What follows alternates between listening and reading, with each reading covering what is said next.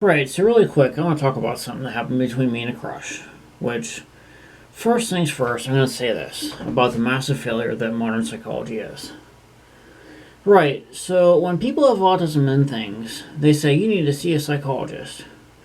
But then you go see the psychologist, he goes, I'll give you this medication to help calm you down. And the medication does nothing but make things worse every time. And they say, we need to give you more medication. The next thing you know, you're taking all these pills and they're doing nothing but bad for you. Destroying your organs, and they're doing nothing but make your depression worse. And then you get the doctors explaining things to you in ways that do nothing but inflict more problems. Right, so what me with plastic chairs? So how do you think telling me how plastic chairs are just meant to be thrown away and crushed like that is going to make me feel any better? I tell you what, 25 years, I've gotten nothing but... I've not seen a psychologist in years. I got nothing out of it.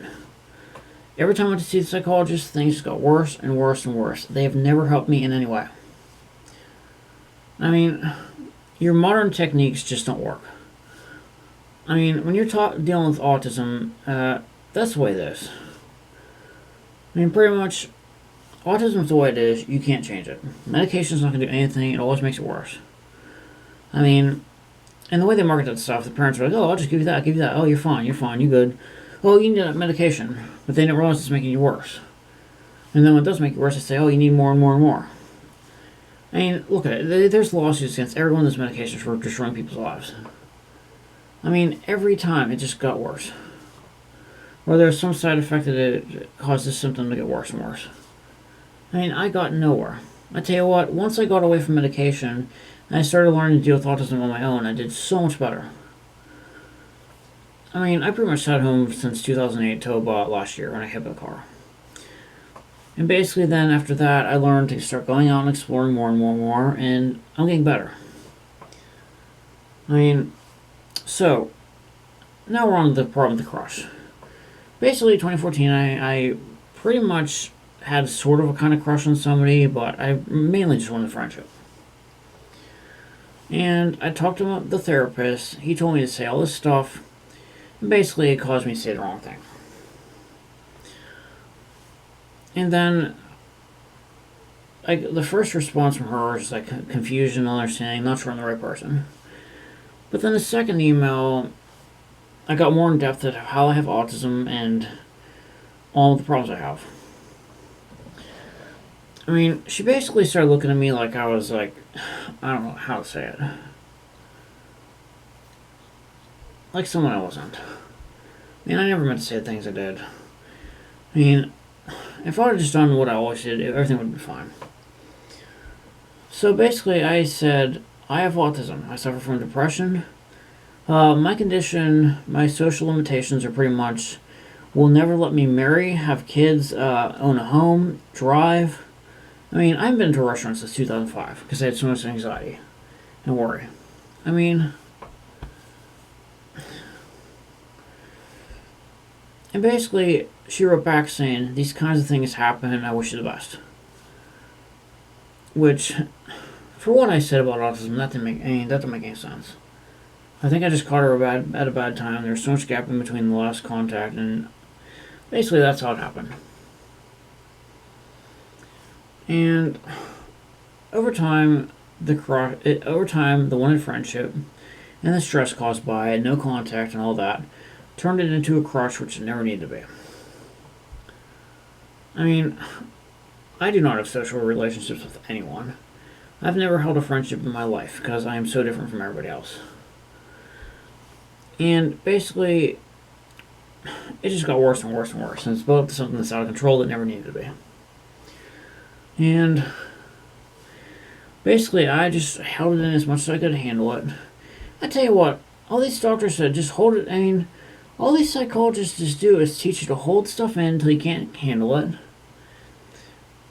And the way they try to treat these problems just makes them worse. And it's a mess. And basically some friends online saw that I was having difficulty with this. And they went and contacted her. And then an officer came to my house, which it was the same guy that helped me with my accident. And he's basically telling me how Somehow I bothered somebody that I never met, that I'm completely blocked from, that I've not been able to contact no matter how hard I try. That pretty much left me in the dark. And the kicker was, I didn't even know if they were the right person.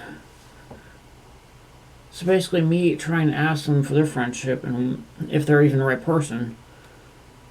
I mean, this is ridiculous. I mean, you see how bad this is. I mean, I tell you what, when you have an autistic person asking to be your friend, which is hard enough. I mean, I tell you what, those messages I sent, I spent 18 hours to 2 days on. And basically, by the time I finally was able to send it, I was so frustrated. I just didn't know what to say, and I pretty much said anything, and they basically saw my frustrated side. If they even saw my messages, which I don't think they did. I mean, I don't know what to do. I mean, I don't know how you can bug somebody when you don't even know if they're the right person, and all you're doing is trying to question if they're the right person and ask them to be their friend. And then you're telling an autistic kid that's obsessed with rules. Well, I'm not kidding. I'm a young adult now. You're telling somebody with autism that's obsessed with rules and really gets upset when he bugs anybody that you're bugging this person and that they're married and have kids. Which is basically an insult to you because you already know that's not a possibility ever in your life. I mean, I couldn't even drive or go to a restaurant or even on a date with anyone, let alone have a family, which will never happen in my life. I mean, I am so focused on technical skills. I mean, friendships just never work out. I have never held a friendship with anybody. And I tell you what, I did try to make friends with new people, and I got blocked and ignored by every single one of them. I mean, I don't know what to do. I mean, I can't get anywhere. It is frustrating. And really, all I wanted in the first place was that person to be my friend on Facebook. That would have fixed it right there. And it would have been over. But I got left in the dark, and I didn't know what to do. I got stressed and obsessed, and next thing you know, it turns into a crush, which it never would have been.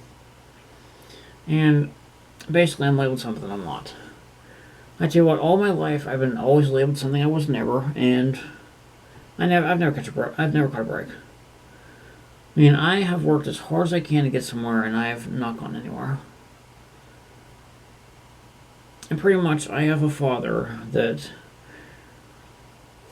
he's like the boss that gives you 1/10 of what you need, and then yells at you when you can't do stuff. And then when you make silly mistakes because you don't have enough experience, resources, he kind of laughs at you and wonders why you're doing that and so dumb.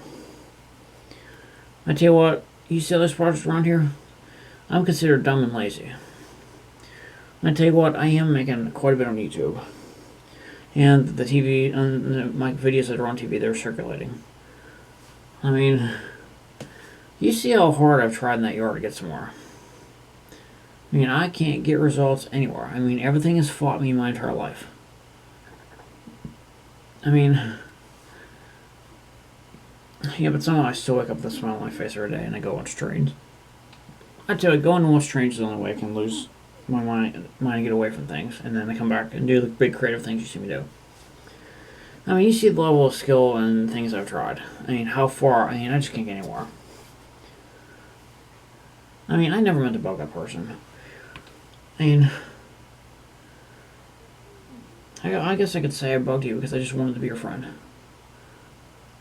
I mean,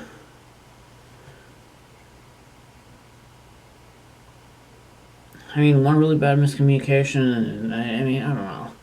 I have no idea what's going on. I wish this person would just, tell me I don't know why they didn't let me know there's a problem, or why they didn't see it. I mean, you're dealing with an autistic person that's blaming himself for all the problems in his life. I mean, I don't know what to do. Another thing, would you call Facebook and Google, every time you look something up, shoving suggestions of all their mutual friends and stuff in your face everywhere you look? I never actually looked for any of her friends on Facebook and that. They were shoved in my face. I mean, day after day after day in the suggestions. There's I don't know what to do. I mean, what are you supposed to do when you're in a situation like this? And day after day, Facebook is shoving their mutual friends in your face. And there's like no way you can get away from it no matter how hard you try. And the next thing you know, you try to contact them to ask for help, and then you're labeled as someone you're not. I mean, I'm not a bad person. I've tried. I mean, I don't know what else to do. I mean, I have tried as hard as I can. I mean, autism is a nightmare. Plus, I've been relentlessly bullied all my life. Which is another thing. When you've been relentlessly bullied, but you're trying to ask someone for their friendship, and you get treated like that, I mean, it's hard. But then I got the plastic chair issue. I tell you what, plastic chairs are another thing. Nobody out there sees them the way I do. I mean, I'm fascinated by plastic chairs. They're the best product ever made. They're everywhere, the most successful product in human history. I collect them. Some of the models are 30 years old. You just don't see them anywhere anymore because they all broke. And when you do see them, people have no idea what they are. They think they're worthless and junk, when they're actually not. I mean, some of these chairs, the one I have in my collection is the only one I've ever seen. And this is 30 years of flea markets and Google searches and everywhere you can imagine. And the one chair I have is the only one I've ever seen in my life. I have about 12 of those downstairs. And I tell you, when I see them, I grab them. Because, and you can see, they have to be worth a fortune. They're 30 years old, and pretty much every single one of them broke, or people just looked at them like they were junk and worthless. And I tell you, you're out there on trash day, people just can't figure it out why you're out there saving the plastic chairs. I mean, they just don't see it the way you do. I mean, it is a nightmare. Or they think they're so worthless, they're just telling you jokes how they threw them away, and everything just bugs you to heck and back. I mean, I don't know how in the hell I deal with this shit every day. Sorry. I mean, I don't know. I mean, you have no idea. I mean, Asperger's is a hell of a thing. I mean, I don't know what this is. And I tell you what, all those definitions, the psychology made and everything, they're all wrong. I mean, throw them out the window when it comes to autism. Yeah, they may be part of it, but not quite. I mean, I don't know. It is a mess. I mean, look at this. I'm sitting in a high chair at my desk. Took the tray off and everything, it's a high chair. I mean, I got a stroller sitting here too that I'm folding and sitting because they're comfortable. I mean, I don't know what else to do. And then, I tell you what, let's go back to plastic chairs for a second. Then you're out there collecting plastic chairs, and you're offering people like $100 for them, and they just can't understand why you would do that, and they look at you like you're weird. And just to send you away, they say, oh, we're just using them, and you can't have them. But then they sit in the same place for months, and you never see them used. And then, like, a month later, they're out by the trash. Even though you offered them $100 for the chair. And they didn't give it to you. Or then you get the ones where you're telling them that it's worth money and you want it and it's very valuable, but then they're slamming it in a sack and damaging it right in front of you, and they cannot see what they are doing. I mean, they are totally blind. They are damaging that finished product that will never be made again. I mean, that stuff is irreplaceable. I mean, you see how hard... I mean, you see what I mean there. I mean, it's a thing. And I'll tell you what I got. I mean, you can see this room. I mean, this room's ridiculous. I tell you, it's a nightmare. I mean, yeah, look at this room. I mean, who the heck has a room like this full of all this technical stuff? Motor road up there, climbing gear, every type of piece of climbing gear you could ever have. Power line. There's actually a freaking power line in my bedroom going to my lamp up there. I mean, I have utility poles in my freaking bedroom. I mean, just look around all this technical stuff in here. I mean, it's everywhere. But just go look out in my backyard at all the chairs and everything that's out there. I mean, it is ridiculous. Oh, hold on. Let's cut to that real quick. Here you go. Look at that. All those chairs and all the crap in my yard. Which is pretty much all organized. I mean, you see how clean and organized that stuff is out there. I mean, you can see it's well taken care of and organized. But I tell you what, it is just so frustrating. I mean, I just can't get anywhere. I mean, I don't know. I think I could say just... I mean, pretty much autism comes down to society cooperating. I mean, it's the judgment of others. I mean, I could see what everybody thinks of me, as if they're speaking it to me. I mean, it bugs me. That's why I go and watch trains, and I always say, you know, the world's just full of assholes, just deal with it. There's nothing you can do. I mean, Oh, I tell you what, man, going out there every day, I don't know how I don't get hit by a car. I tell you what, if I would go through the right of ways, I would be hit every damn day out there. Nobody stops at stop signs. They all go in front of me when I get the right of way. Or they stop in the middle. Or they have the right of way and they stop and I have a stop sign and they try to let me out and block traffic. And then you got one nice person tries to let you out and then six others shoot the gap and they almost hit you. I mean, it's a mess out there. I tell you what, I have to stop at every right of way and just walk because people just don't stop and look. I mean, it's scary out there. I'd say 95% of the time this car never stops at the stop sign, just go right through in front of you. I mean, it's nuts. You see me picking my hair and everything, it's like a tick or something, that's autism.